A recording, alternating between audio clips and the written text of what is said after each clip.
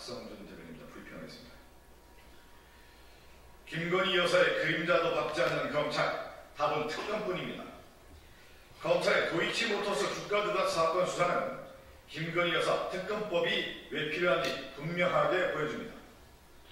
서울중앙지검 방루패 수사 2부는 도이치모터스 주가 조작 1심 판결 이후에도 김건희 여사에 대한 수사에 완전히 손을 놓고 있습니다. 1심에서 기소된 9명 중 6명에게 유죄가 선고되고 판결문에는 김 여사의 이름이 37번이나 나옵니다. 그럼에도 김건희 여사에 대한 검찰 조사는 함흥차사고 용산 대통령실은 주가 조작을 몰랐다며 오리발만 내밀고 있습니다. 총선용 정쟁 운운하며 특검을 하지 말자는 소리는 참 뻔뻔합니다. 대통령 부인이 주가 조작에 개입했다는 의혹은 대선 전부터 나왔습니다.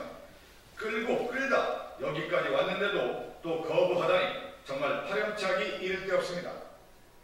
뻔뻔하게 법 앞에 평등 외쳐대면서 대통령 부인의 그림자도 밟지 않는 검찰에 기대할 국민은 더 이상 없습니다. 결국 답은 특검뿐입니다. 국민적 의혹을 밝혀 법의 심판대에 세우는 것이야말로 사법정의 실현입니다. 더불어민주당은 정의가 바로 설 수 있도록 김건희 특검법을 오늘 반드시 통과시키겠습니다. 논평이 하나 더 있습니다. 윤석열 대통령의 총선용 인사, 대통령의 관심은 오로지 총선뿐입니까? 윤석열 대통령이 어제 총선에 출마 예정인 차관들을 교체하는 총선용 인사를 단행했습니다. 장관들에 이어 차관들까지 줄줄이 총선에 차출하면 국정은 누가 책임집니까? 국민이 맡긴 국정 책임이 장난입니까? 심지어 3개월짜리 장관, 6개월짜리 차관을 보면 장차관 자리를 총선 출마자를 위한 경력으로 전락시키고 있습니다. 대통령의 무책임에 분노합니다.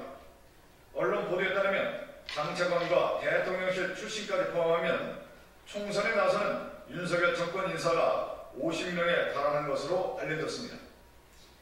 윤석열 대통령에게는 총선이 국정보다 중요합니까? 연이은 총선용 인사로 윤석열 대통령의 최우선 가치는 오직 총선뿐임을 확인할 수 있습니다. 총선에만 꽂힌 대통령과 개인 연결에 정신이 팔린 장차관들이 결탁한 국정 무책임에 경제는 무너지고 민생은 파탄이 나고 있습니다.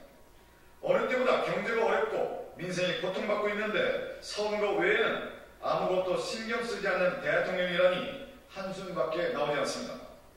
윤석열 대통령은 국정을 책임져야 할 공직을 총선용 경력 한 줄로 전락시키고 있습니다. 국민이 지켜보고 있습니다. 총선에서 국민이 심판할 것입니다.